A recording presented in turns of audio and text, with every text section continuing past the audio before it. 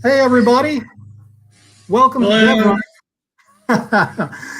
Welcome to DevRunner. My name is Paul, and beside me is Reto, my special guest today from the Run Free and Strong channel. Today we are going to talk tapering. We're going to talk about all the different race distances and what, generally speaking, is recommended for preparing for those various different race distances.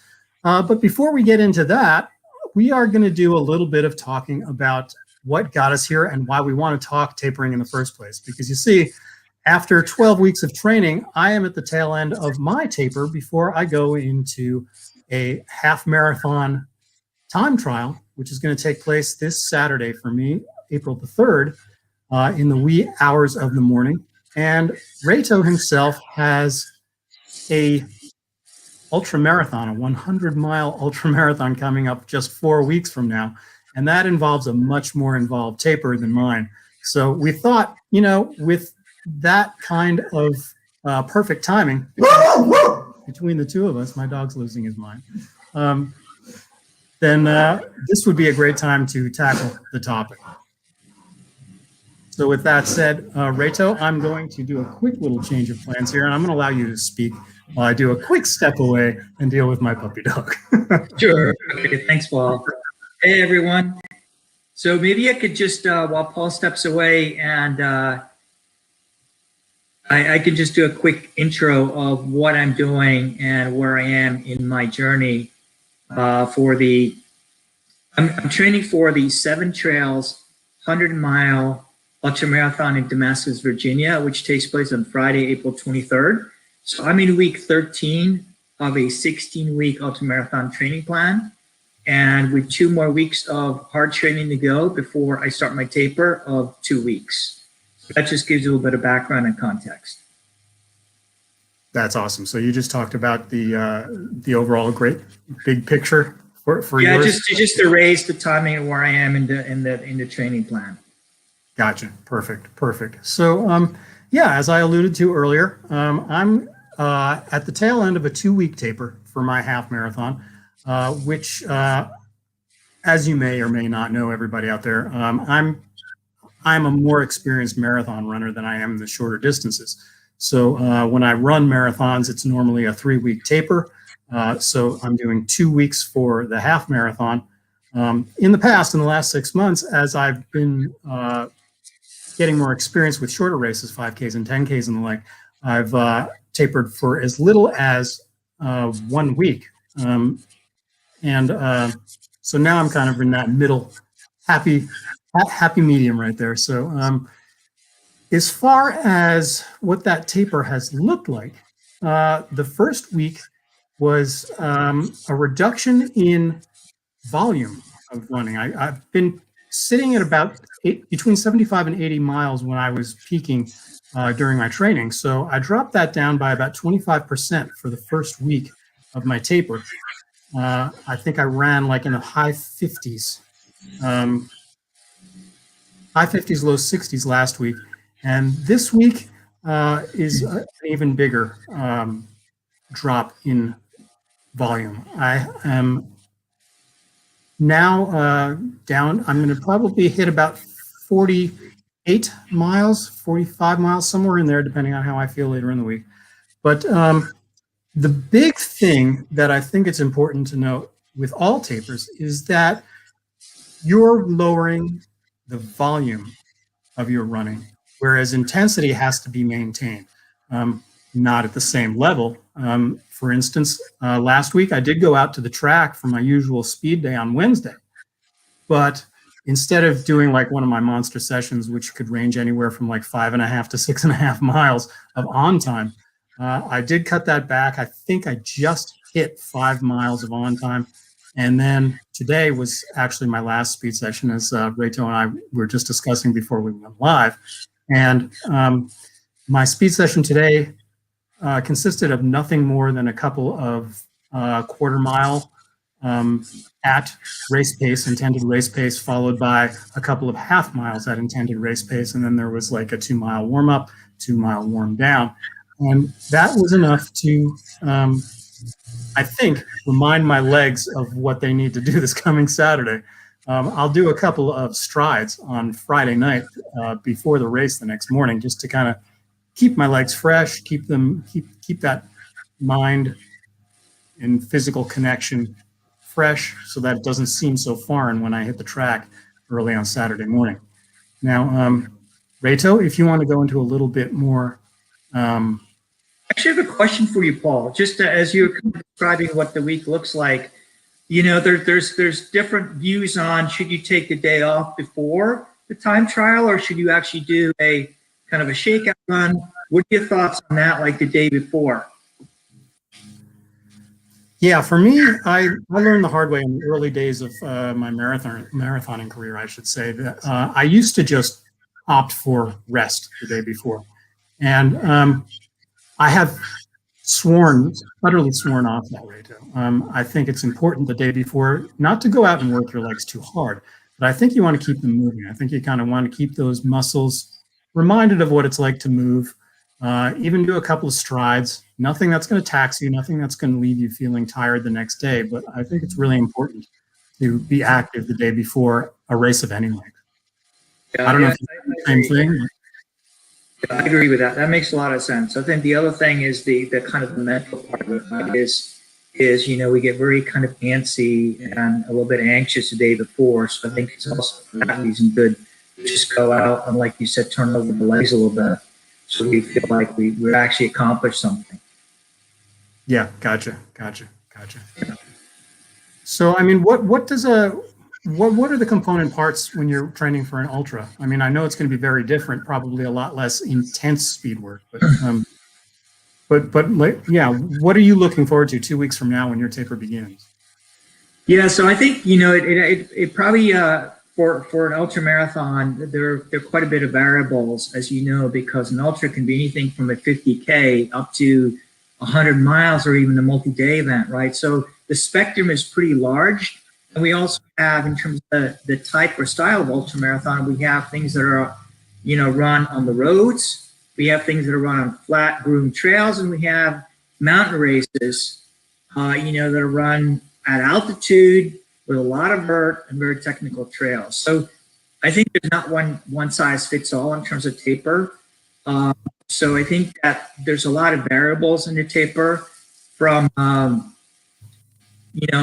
like I said, the type of ultra, the distance, but also the runner himself in terms of the experience level, the fitness level, and things like that. So, there's a lot that kind of we have to put in a pot and stir to make a good soup, if you will. But back to your question, typically it's a 2 to 3 week taper. And I think you put it very well, Paul, is the primary goal is to reduce volume. Because there's not a lot of fitness lost aerobically with 2 or 3 weeks of reducing the volume. But exactly. You do want to keep the intensity at a reasonably high level. And again, the volume of intensity, I think you said it very well. We want to maybe scale that back a little bit. But the level of the intensity, I think we need to maintain. So we actually go into an ultra marathon with our, muscle tension fully loaded. So we're showing up at the start line, ready to run and ready to do well. So that's at a very kind of high level, but there's a whole bunch of other stuff that, comes into an ultra taper, not just, ensuring that we're fresh physically and mentally, but also we have to do a lot of race planning, race strategy, right? Because it's a little bit different from running a half marathon or marathon. There are just so many unknowns. Absolutely. Particularly in a 100-mile ultra, right? I mean, Murphy's Law, if something's going to go wrong, it's going to go wrong. Absolutely. There are too many opportunities. Yeah, I mean, my first ultra last September, I DNF'd at mile 71 because of a back and a hip issue that came up. And I learned a lot from that, right? And I can't imagine. I mean, that's the main thing that scares me about ultra marathoning. Not to get too far off topic, but yeah, I mean, hats off to you. You are truly an Ironman in so many different ways. Before we go any deeper, I just want to give Anthony a shout out from Running for My Best Life. Good to see you, Anthony. Yeah. Anthony, thanks so much for popping in. I know you've got important things to do, so appreciate it. Yeah, that's awesome. And hopefully you'll get a chance to check out the replay and enjoy this after the fact. Yeah. And then I completed my first 100 in November, and a lot of what I'm doing now with the taper, Paul, are kind of lessons learned, things that didn't go well in the first one, where I dropped out, and things, although I completed the second one, it was touch and go up to mile 99, to be honest. That was the hardest mile.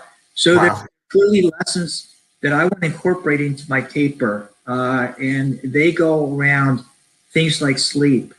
I probably cut my sleep a little bit short time around, and although I reduced my training load, I think physiologically and also mentally, I probably wasn't as fresh as I should be.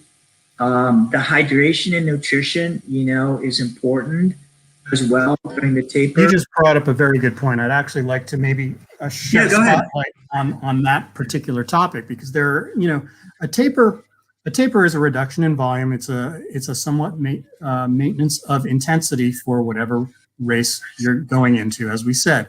But there are so many other things that everybody has to think about. And it doesn't matter if you're going into a 5K or a 100-mile ultra. And one of the big ones, of course, is how do you handle your nutrition leading up through the various stages of your taper? And for what you always hear, the typical sort of the trope that gets overplayed to this day is, get yourself a mountain of pasta and chow down the night before. And oh God, how badly I want to dispel that delusion. I think, I've been running for about 9 years now, but I've only been racing for about 6. And, plenty of lessons learned over that period of time. And I think the big thing is, the truly good advice is, as you come into the last week, or I should say, let's just go all the way back. The day your taper starts, you finish your last long run, whatever that may be, and your taper usually begins the next day. And I think the big thing that you have to realize as a runner, as a long distance runner, is that you immediately have to start cutting back on your calorie intake. Whatever percentage your running volume goes down, bring your calories down with it, because it's very easy once your metabolism, if you give your body the opportunity to have your metabolism slow down. I'll get that word right, I promise. You will start blowing up, especially if you're not checking your salt intake. You'll start to notice that sleek, svelte body that you've gotten ready. You've been working so hard to get down to race weight, and the next thing you know, you're starting to blow up as your taper continues. Hey, Jessica. Hey, Jessica. Thanks for coming. Thanks for joining. The dreaded taper. Yeah, it's funny. Sometimes the taper is dreaded, Jessica, and sometimes it is the most welcome thing in the world. It's funny. I guess it depends on how hard you've been working in your buildup. But to get back to the point here, make sure you bring down your caloric intake once that taper begins, because otherwise all that work of getting down to race weight can go out the window very, very quickly. What I find is that sticking to a very balanced diet between protein and carb for the first like 2/3 of that of your taper, and I don't care if it's a week or 3 weeks or more, is probably the way to go. The only time you want to start maybe looking at the balance between protein and carb is that last 3 or 4 days. You want to maybe start inching that balance up towards the carb side the closer you get. And just to reiterate, just in case somebody wasn't here with us earlier when we mentioned this, don't go overboard. Do not cook yourself a mountain of pasta the night before, because you're going to regret it when you hit that start line. You're going to feel bloated. You're going to feel really not so hot. When people say get a little bit more carbs in your diet in the last couple of days before, you want those non-sticky kind of carbs. Like I like a lot of greens. I like a lot of vegetables. I'll go, worst case scenario, I go with like starches like sweet potatoes and things like that are going to move you through your system very quickly and not just hang around and make you feel heavy. Even liquids, grab yourself some Gatorade, even if Gatorade isn't the kind of thing you like to drink during the race. It's a great source of really lean carbs as you're trying to get that glycogen store in your muscles built up. All the waste product that you don't need, you can pee right out. So it's not just hanging around your system making you feel worse. So, boy, I know I've talked a long time here. Paul, if I can maybe just pick up on some of your thoughts, right? Absolutely. Putting a little bit of an ultra spin on it. I totally agree with you. The days of carb loading the night before with a pasta dinner are gone. And I think for ultra, I think a lot of folks that make the transition from road running to ultra don't realize is that ultra is a lot more fat burning than road racing, right? Because we're not doing 6, 7, 8 minute miles, right? We're doing, unless we're elite, we're doing 10, 12, 14 minute miles, particularly for a very long ultra, which is for fat burning. And I think, before during my taper, I want to make sure I get enough protein and fat of those stores in my body. During the race, yes, you want to, intake carbohydrates because it burns very quickly, right? Yeah. By taking fat or protein during the race. But prior to that, during a taper, it's definitely something that folks need to think about. Yeah, absolutely. That's point number one. Point number two is don't experiment with your nutrition or hydration during the taper, right? Too many people start to question, they have doubts, are like, maybe I should do this, maybe change that, right? Not a good idea, right? You want to have things locked down, going in, and I do a lot of dress rehearsals, not just to practice my run walk strategy, but make sure I dial in my hydration, my nutrition, because in an ultra, the number one reason for bunking and ultimately dropping out is gastrointestinal issues, particularly late in the race. Yep. Make sure we use a taper to dial those things in, make sure we're comfortable and confident and not experimenting up to race day and, potentially screwing things up. Yep, I'm with you. I'm with you 100%. And I you're the expert on those longer distances, so I will always listen to what you have to say, Reto. I just want to give a shout out to Ottawa Valley Runner. Great question. Do you use the same nutrition strategy no matter the length of race? Great question. Yeah, it's an absolutely wonderful question, and absolutely not. Depending on the length of the race, I think. Reto, I'm going to let you handle all of the ultra and all the ultra distance side of that question, but because my experience is only 5K to marathon, so to go after that, starting on the low end, going into a 5K, depending on your level of fitness, if you're just kind of a weekend warrior who's just going out there on a 5K, and if your goal is to be like kind of finishing in, somewhere in the 30-minute range, somewhere in that, comfortable range, more of like an everyday mid-pack type of runner, I would say you definitely want to bring, water. I would recommend something along the lines of an electrolyte drink if you're going to be out there for a little while and it's hot.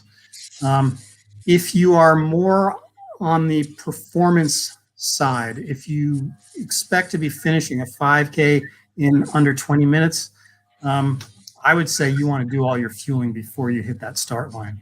You want to gel up, get your caffeine in you, get your electrolyte drink in you a comfortable amount of time, maybe 30 minutes before the race, before you even do your warm-ups for the race. And there should be plenty of fuel there to see you through that really high intensity burn that, that will see you through the race. Once you get up to the 10K, I personally like to fuel. I like to hit a gel like midway through. And I'm coming from the perspective of somebody who likes to move fairly fast for my age. The college kid. I try. For somebody, I'm almost 52 years old, so I do what I can. But that being said, by the time I hit the midway through a 10K, I like to pull a gel out of my pocket and give myself that extra boost of rocket fuel. But even then, on a 10K, there is no liquid being carried along. I trust that my body, due to training, my body is used to going up to 10 miles without any fuel at all when I'm training. So to carry that through to a 10K race, which for me is, like 36 minutes, it's not a big deal to make it through that. Once you get into the half marathon, like for me, this coming Saturday, there's going to be all kinds of fuel involved because even if it's cold, even if heat is not a factor, once you get up over that 10-mile distance, for me anyway, I'm trying to not end up bonking, and it's not the same. A half marathon is not the same as a marathon bonk at like that 20-mile mark where you really you can just slow down up to 2 minutes per mile if you haven't been fueling properly. But even in a half marathon, by the time you get to that 10-mile point, you will start to slow down if you're not hydrated well enough and if you don't have enough sugar still flowing through your system. You're not going to, in a half marathon, you're not going to run out of glycogen stores in your muscles. But if you're really going for a high speed performance, you need fuel along the way. If it's super cold out, I don't think you necessarily need liquid. Nice to have. A little handheld will get you through. But I would definitely recommend fueling every 3 or 4 miles on a half marathon. And in a marathon, my strategy has always been every 4 miles I pop a gel. Some of them early in the race do not contain caffeine. I'm just looking for electrolytes and sugar at that point. But usually by the time I hit the midpoint of a marathon, caffeine time has arrived. And it really makes that everything after the 20-mile point a lot easier to get through. The other thing I do want to mention when you're talking about the marathon distance, don't wait till you're thirsty to start drinking. If you've got liquid with you, which you should, either that or if you're stopping at the water tables, make sure you stop. Even at those early stops, don't let yourself get into debt for liquid, because if you start feeling thirsty at about mile 16 or 20 or anywhere in there, it's too late. You'll never catch up. You'll never catch up and maintain the pace that you want to maintain. So again, I feel like I was incredibly long-winded there. Hopefully I passed along some useful information there. If you want me to go any deeper, please just say so in the comments, and I'll more than happy, and I'm sure Reto will be more than happy to attack whatever questions you have. Reto, please talk about your fueling strategy for the bigger distances. Yeah, so thanks, Paul. I think a lot of the same principles that you mentioned apply to ultra running as well, right? But let's break it down by distance. So 50K, which is the shortest recognized ultra distance, which is 31 miles. A lot of runners get away with gels or energy bars or something like Tailwind, which is a combined electrolyte and nutrition. But I think once we go above 50K up to like 50 miles or 100K or 100 miles, the body craves real food at some point, right? And in my experience, having done a couple 100-milers, even changes through the duration of the race. So, for example, early on, we may crave more sweets, and that may change over time, right? Where the body then wants more salts later in the race. Absolutely. Even a lot of these long races like Ultra, which is a 24-hour to 30-hour event, will go through the night. And in my experience, a lot of runners really like something nice and warm, whether it's a warm soup or something in the evening, right? Because it's that comfort food that warms you up, very nutritious, easy to digest. It's got built-in hydration, etc. Right? So I think the definitely in the shorter events, gels, energy bars, tailwind, fine. In the longer ones, real food, and particularly later in the race, hot food as well. And even in the last 10 miles, people start to mentally say, I want to spoil myself. I'm going to have some Oreos. I'm going to have some chips. I'm going to drink a little bit of Coke. That's okay, because hopefully we're almost done, right? Craves that kind of combination of salt, sugar, and caffeine in the Coke. So yeah, it's a really great question. And I think Now, Reto, one more second, Paul. I think what Paul said very well is don't get into a deficit, right? In ultra running, more than 50% runners show up at the start line dehydrated. And I scratch my head. I'm like, that's an easy thing to do, right? The night before, hydrate. Why are half the runners or more than half showing up dehydrated before they've even started running, right? And the same with the calories, obviously. It's very difficult in an ultra race to catch up because as the body starts experiencing these GI issues, we don't want to take in food, right? It becomes more and more difficult. So make sure we're hydrated and fueled up front.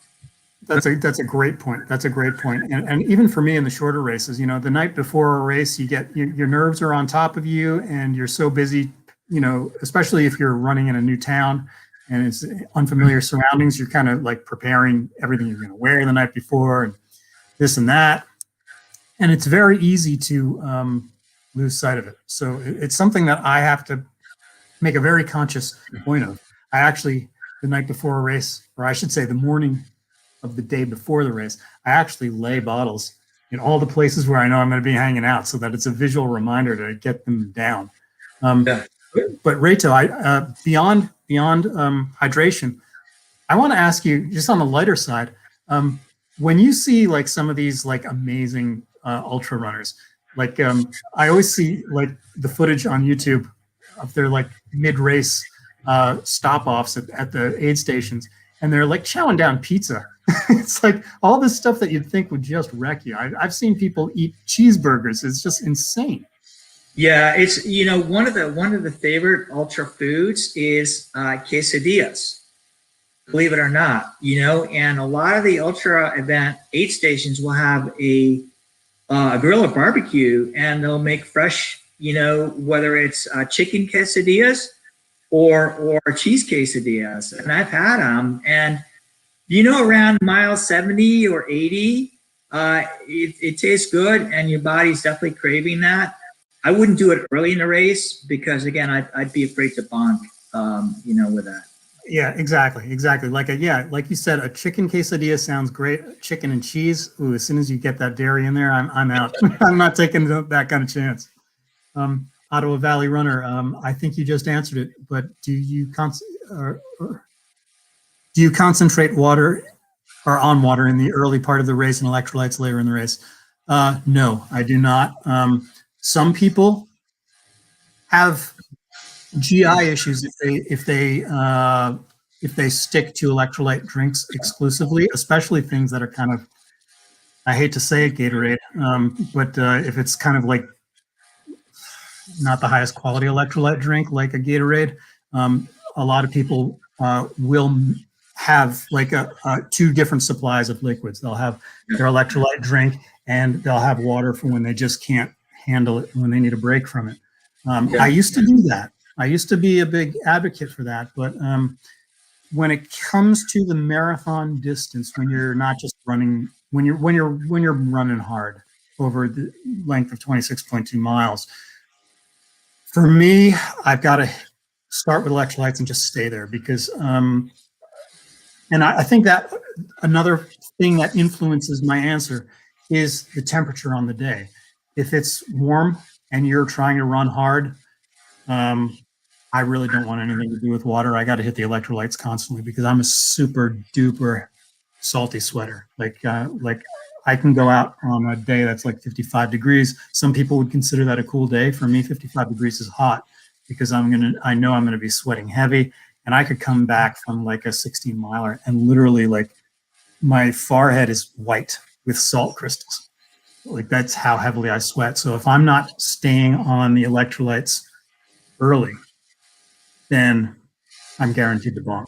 So, and even then, not to sound too doomsdayish, but even then, I have gotten to like mile 22, 23 of a marathon before, having done everything, executed perfectly. I gelled when I was supposed to gel. Every half mile, I get my ounce, into me of electrolyte drink. And even then, I'll start getting calf spasms like crazy, like Charlie horse that hurt insanely. And I still have to try to run through it. So, Can I add to that a little bit? I know there are a couple more questions I see them popping up also from the Celtic Adventure. yeah, no, Reto, please take the opportunity to talk about that though. Yeah, so I think to add to Paul's comments, right, about water versus electrolytes. For ultras, I actually either use a hydration belt if the aid stations are close to each other, or if they're further apart or it's a self-supported race, I will use a hydration vest. Yep. In both cases, I'll have two flasks, usually soft flasks, one with water and one with electrolyte. But I agree with Paul. I will use electrolytes early part of the race. At some point, my stomach just can't absorb more electrolytes. The sugar, the other additives in there, and I will switch to water. And then, as I mentioned, very, very late in the race, to kind of quote unquote treat myself, I might have a little bit of Coke. But I prefer the electrolytes early and then changing over to water. But I usually carry both with me. Yeah. That's a great answer. Yeah, if you're going to mix it, if you're still going to mix water and electrolyte drink, I would absolutely agree with you, Reto, that hit the electrolytes early because the salt content makes your stomach lining more porous and more able to get more liquid into the rest of your system faster. So if you start water and then hit electrolytes later, again, you're taking a good chance on it being too little too late. I want to give a quick shout out to the Kilted Adventurer. Let me share this. Good point. That's exactly why I couldn't imagine eating cheese or meat, like red meat, I should say, even in an ultra. And speaking as someone with absolutely no experience in the ultra world, it's pure conjecture. I'd love to get your opinion on that, Reto. Yeah, no, I agree. I mentioned, I don't know when the Kilted Adventure joined the conversation, but I mentioned that very late in the race, particularly for a 100-mile ultra, which goes overnight, I prefer to have something warm on my stomach from an aid station, kind of evening timer through the night. And the best choice is usually a vegetable-based soup, with beans that is more a broth style. It's easy to digest. It's, to your point, low in fat.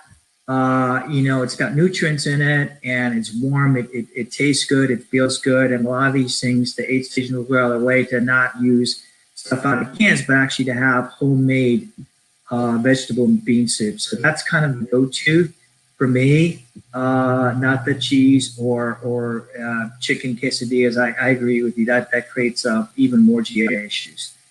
Yeah, absolutely. Great point. Great point. Yeah, absolutely. And what I'd really thank you so much. Let me share that. Thank you so much for the motivation and for the inspiration towards tomorrow, or I should say towards Saturday. I'm not running tomorrow. It's not quite that soon. Otherwise, trust me, I wouldn't be here. I would be climbing the walls in a room by myself so that I didn't get everybody and the rest of my family all upset. But there's something I'd really. Oh, before I get there, I want to shout out Miles from India. Thank you for dropping by. That's awesome. Thank you. Yeah, she absolutely the best. Love your channel. Love your blog. I should say, what am I trying to say? Love your podcast. maybe one just point before we move on, right, is the cramping related to lack of electrolytes and salts. And I think again in the ultra, that's another reason it's very important to stay on top of this early on, or actually to be ahead of it, because once our muscles start cramping, once we have quads, our glutes, our calves cramping, it's too late, right? The recovery, Absolutely. Unless we want to go in a drip IV in an aid station, it's too late. And I think, we've all been there where, we start to cramp up and we realize, we should have done something sooner. There's nothing worse than, like I was saying, when in October of 2019, I'll eventually get the words out here. In October of 2019, I ran a mountain marathon where I set my current marathon PR. So, I was running hard. I was like, it was full intensity for 26 miles. And it was so heartbreaking to me at about mile 22 when my left calf started seizing. And I knew I was too deep in to give up now. I was just going to have to deal with the pain. And, that last 4 miles, you're looking at, you got like 25 minutes left to run. And it's just really hard. You don't want to get to the point. I mean, it's one thing to bonk for lack of electrolytes because your muscles are just like slowing down. There's just not enough, potassium and sodium to keep them just doing their thing at the rate you'd like to go. It's a totally different thing when it's actually debilitating pain.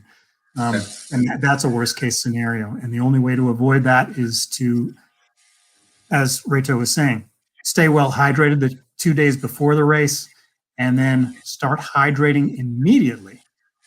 At the half-mile mark, get that first sip in and start to instill that habit throughout the race. For me, I have never run a marathon without my race pack on, because I don't want to go 3 miles waiting for the next aid station if it comes down to it. I train for all my marathons with a hydration pack on my back, for obvious reasons when you're self-supported on a long run. But my body, my system is used to every half mile. I get a ding on my watch, and that means get that sip in. So I know I'm getting that constant input of electrolytes. So, I still need to get better, because on those hot days, obviously, even though I ran a PR in October of 2019, it was under some really painful conditions, because even with that, drinking every half mile, it just wasn't enough. I was sweating too hard, and eventually it caught up to me. So, I do have a question, Reto. If you've got more to say on that subject, nutrition, hydration. No, there's some other things, but go ahead, Paul. Yeah, no, I just kind of had a little bit of a fun/grotesque question that I know it's something that is hardly addressed, at least on YouTube, but I think could be valuable. Going back, going bigger picture again to tapering in general, and not just talking about hydration before and during a race. What do you do as part of your taper in the last couple of days leading up to make sure that you clear your system? I think that's a politically way of saying it. I think everybody should know what I'm saying. A piece of advice I'd like to pass along, just because it's something I only discovered in the last couple of years, without having to use like gross suppositories and things that are chemical based that are just no good for your body. I've discovered prune juice. Oh boy, that's the magic potion for me. Reto, is that something you even want to touch, or you just want to move on to another subject? I can make one point that I've learned, right, which is your prune juice. For me, it's coffee, right? Coffee I drink. I'm a little bit of a coffee geek and caffeine addict, but that is definitely something that runs through me, and I manage when I'm on long runs or in the ultra race. And so that's all I'm gonna say on that topic. Alrighty. Yeah, it's funny because caffeine is one of those things where I like to avoid it even in daily life, not for that, not for bowel situation, but Yeah. to speak frankly, I just got to pee constantly. It's such an effective diuretic. It Um, is. and the only reason that I can tolerate it in a race, a long race, like a marathon where you're out there for almost 3 hours, um, is because I'm sweating so hard and my body is using up that liquid just to try to keep cool and to keep everything lubricated. That's the only thing that stops me from having to pee constantly when I'm out there on the roads and the trails. Otherwise, coffee would be, and caffeine in general, like my caffeinated gels I'd have to give those up too if it wasn't for that. Yeah. But moving on, I don't want to belabor that point because we're going to end up losing our audience. With adventures as coffee does a trick, and I totally agree. It's just wow. I wish it did for me as well, because prune juice, I could do without it if I could. But okay, so let's see. As far as tapering goes, we've talked about like the different lengths depending on the race you're running. How do you measure the amount of intensity that you put in? Let's say during the last week, Reto. Like, how does that work for ultra running? Because I know, like I said earlier, for me, my last hard run was today, with Saturday being race day. And it will be pretty much easy runs with the exception of a couple of strides on Friday night just to make sure I wake my legs back up before the race. But how does that work? Give me more detail on that. Yeah, it's in the ultra world, I should say. Yeah. It's a great question, Paul, right? Because the last week we want to balance between maintaining that intensity, but also avoiding injury. And there's a saying in ultra is don't run a PB the week before your race, right? because we're coming down, we're feeling good, we're excited, right? And we go out and do a tempo run, and all of a sudden we're looking at a 5K or 5 mile PB. I'm like, why do we do that, right? 3 days before the race.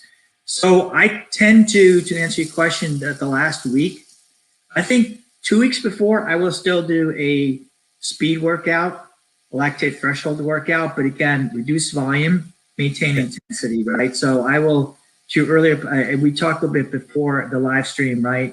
Instead of maybe doing 5 miles of volume, I might do 3 miles of volume in terms of the where you're pushing. Where I'm pushing. The last week, probably what I'll do is I might do a progression run early in the week where I start out very controlled and I start to, reduce or start to increase the pace towards the end of my run, but I'm not going to go crazy. And I will continue strides. I think strides are very important, not just for speed development, but for neuromuscular engagement, right? Maintaining that mind-body connection. Absolutely. Also continue to work on running economy. I think we generally tend to underestimate the importance of running economy in an ultra. People are like, well, you're walking or you're running very slow. Why does it matter? Well, I calculated, Paul, in my 100-mile ultra, I took 250,000 steps. Right?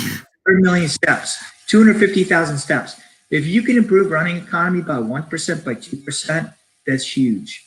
So absolutely. Doing things like strides, but again, I want to make sure I'm fresh, I'm not injuring myself, and I'm not going to leave it at PB 3 days before the big event.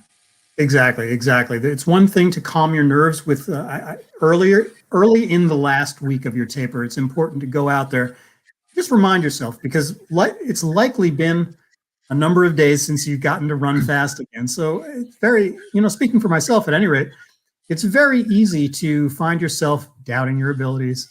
Oh yeah, I know I trained for 12 weeks or 16 or 18 weeks, and I was really happy with everything.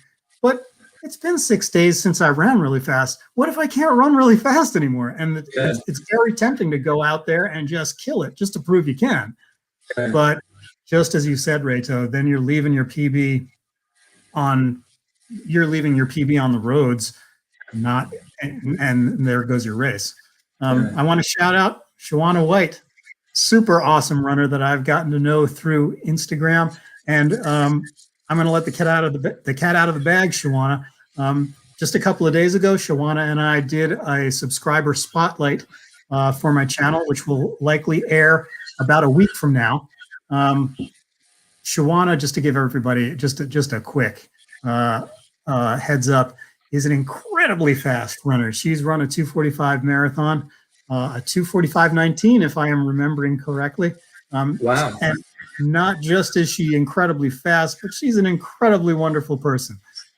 She is a ray of sunshine. So if you are not, everybody who's watching this, whether you're watching it live or after the fact, if you have not already begun following Shawana on Instagram, do it now and you'll be pleased that you did. She's just a ray of sunshine. She's very motivating and she's a great person. And her handle on Instagram is peachrunner26.2. So everybody get out there. You will not regret it. She's awesome. Shawana has a question for us. What are you fueling with? What I want to say about that, just to take it in a mildly different direction, because Shawana, before you joined us, Reto and I did a lot of talking about, for different distances, how we fuel, whether it be a 5K, 10K, half, full, or even on up into the mega mileage of ultras.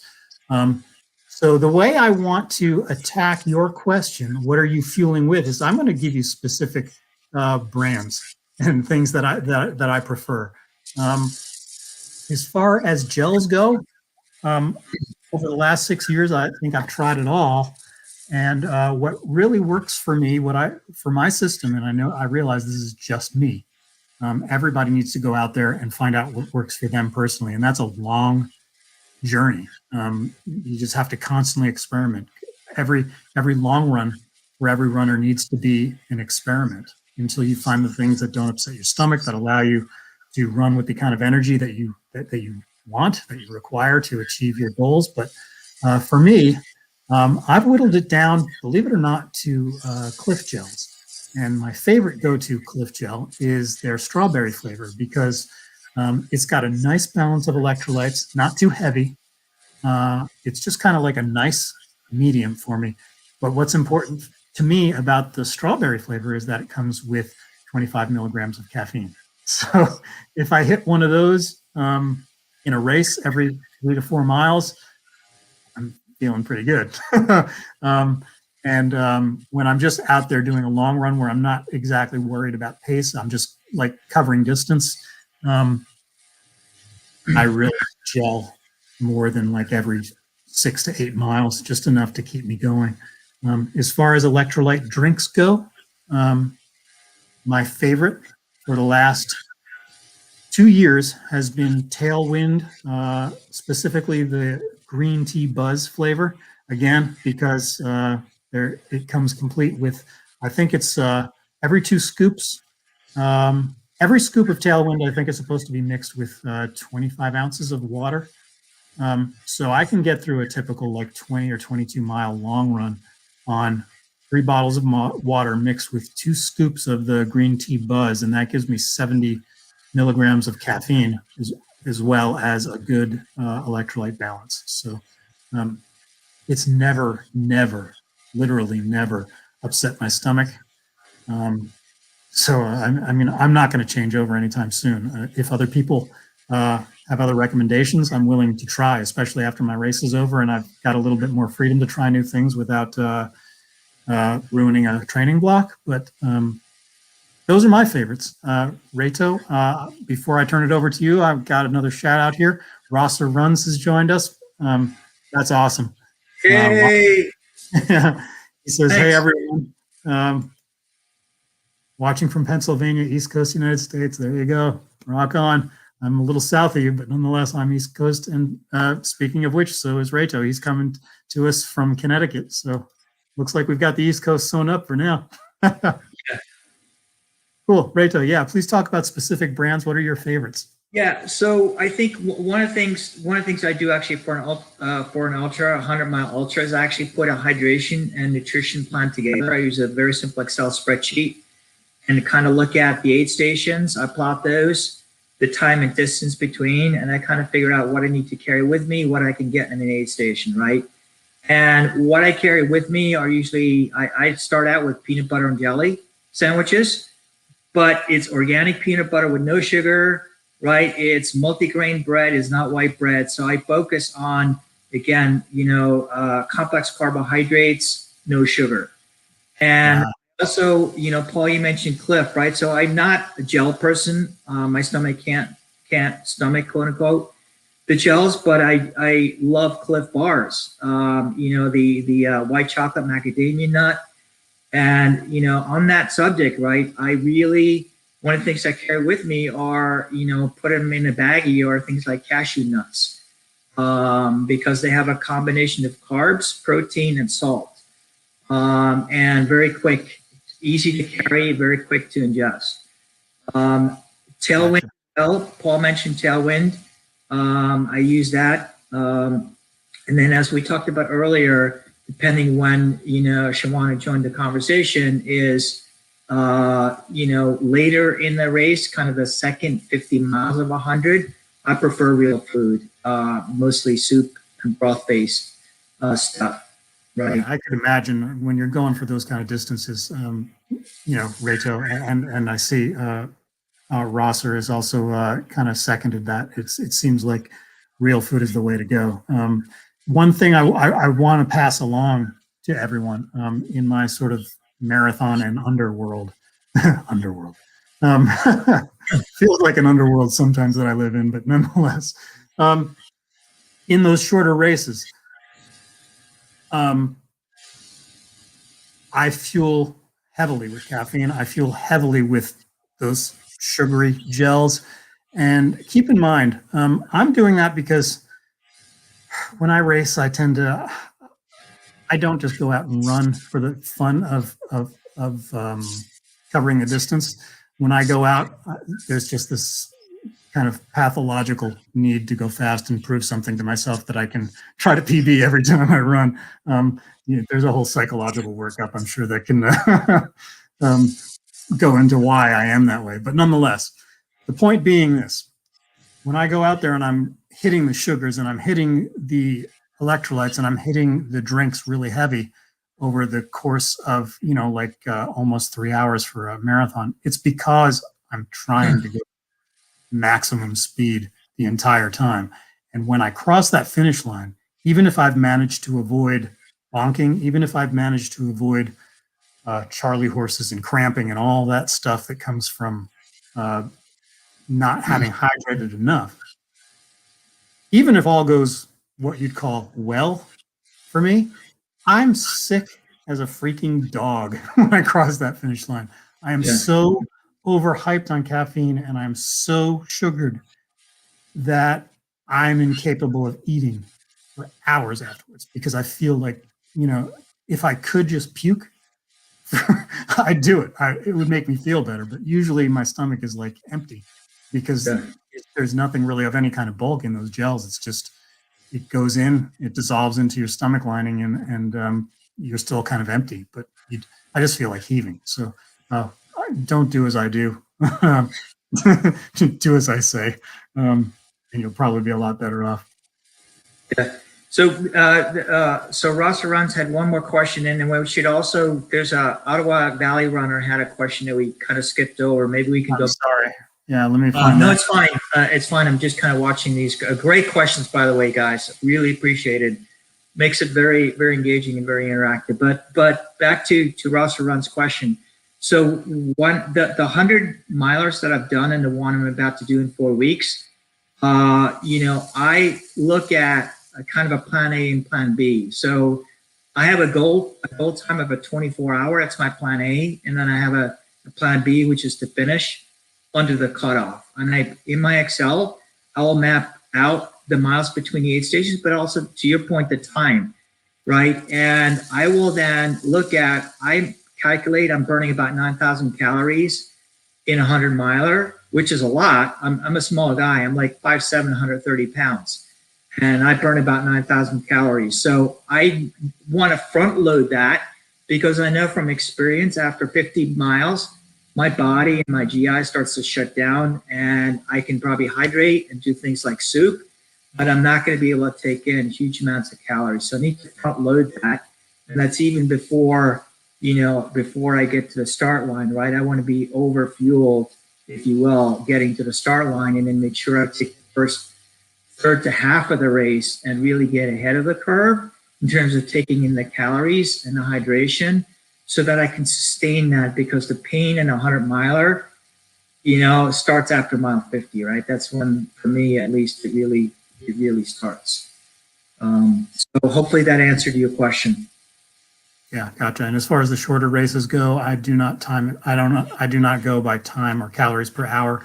It generally works out the same because I stick to a very rigid schedule as far as my calorie intake, and that's once every 4 hours. 4 hours, once every 4 miles. My paces haven't changed that much over the years, where it's like makes that big of a difference time wise. Basically it works out to like one gel for me between every 26 to 28 minutes, something like that, which is what as far as marathoners go, that's kind of like the recommended thing. So it works out to between, so that means like 2 gels an hour, which is 100 calories each, plus a couple of sips of electrolyte drink with sugar or starch. So that works out right around to like between 200 and 250 calories per hour for me, and that's enough to keep me burning pretty hot. So great question. So Reto, first of all, even before I ask you a question, I want to take this opportunity just to thank Reto for being part of this. There's no way I would have made it through this without his expertise, without his wonderful and deep knowledge of the sport of running. I want to thank everybody who participated in the chat and who came in and made this really a deep and rich experience, not just for me and Reto, I'm sure, but hopefully once this archive of this live stream goes up onto my channel, hopefully it can help out a lot of people in the future. Great questions from everybody. I appreciate all your support. Thank you for all your encouragement, all of your motivation and inspiration leading towards my half marathon time trial on Saturday. No matter how it turns out, this whole thing was a positive experience for me. So if I make it, hooray. If I don't quite make it, it won't be another couple of months before I try again. So, no big loss. And Reto, the best of luck to you. You still got 4 weeks to go before your 100-mile ultra. Knowing what I know about you and your iron will, you're gonna nail it. And I just can't wait to be able to celebrate that with you. I'd love to have you back on my channel after you achieve that goal. Everybody, thank you again. I will be taping my run with a GoPro that's just sitting on a tripod, and I'll say hello 53 times as I go by. And I'll be cutting that hour and 20 minutes of footage down to a reasonable video that I will post early next week so that everybody knows how it turned out. If you, for whatever reason, have some kind of interest and you need to know beforehand, I encourage you to follow me on Strava, because as soon as the time comes off my watch, it'll be up on Strava. So you will know before all the people on YouTube know how it turned out. Thank you, everyone. I don't want to belabor this. I guess we're going to sign off now, and I'll talk to you all next week. Again, Reto, thank you for being here. Yeah, no, thank you, Paul. Again, grateful and humble to have the opportunity to join you on your channel, and thanks for everyone who participated in the live stream and with the chat, or anyone who's going to view this on replay. So thanks very much. Appreciate it, guys. That's awesome. All right, Reto, stick around after I end the broadcast so we can, talk about how it went. But all right, everybody, thank you for a wonderful live stream. Good night, Thank you. and we'll talk soon. Thanks. Be well.